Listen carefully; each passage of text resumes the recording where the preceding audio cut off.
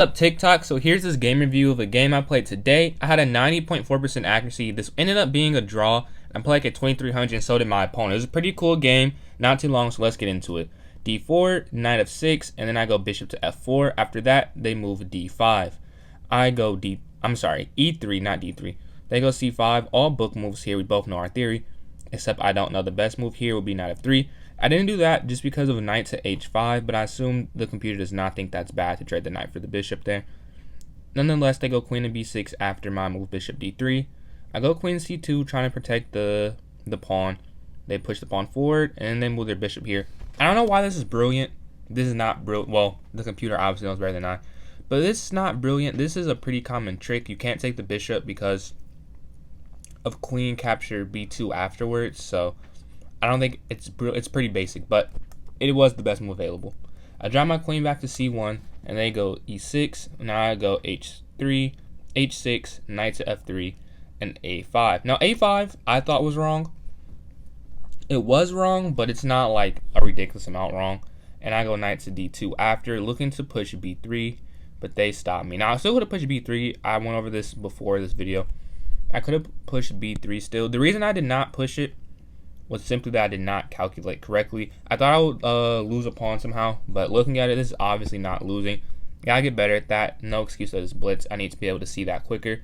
I did not, and I did not play it. They go knight to a5. I castle, and then they bring their knight in. Knight in didn't worry me, but apparently I made the wrong move here. I should have just moved my rook over. But after knight capture, I bring my knight back to d2. Then I go f3, trying to move e4 eventually. I should just went e4 immediately. See, that's what's frustrating sometimes about where I'm at as a chess player, is that I'm not close to master. I'm around that 1900, 2000 level.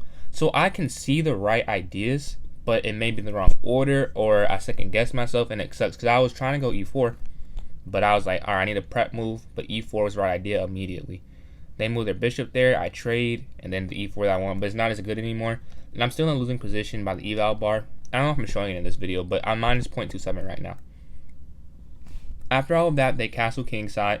I move my queen to d1. Complete mistake. I should have pushed forward. Yeah, I don't have... Well, I don't even remember what I was thinking, honestly. I think my thought process was I kind of wanted them to take the pawn, but it doesn't matter. That was incorrect. They go b5, and then I go e5 after. And then I go f4, and then my queen over, take.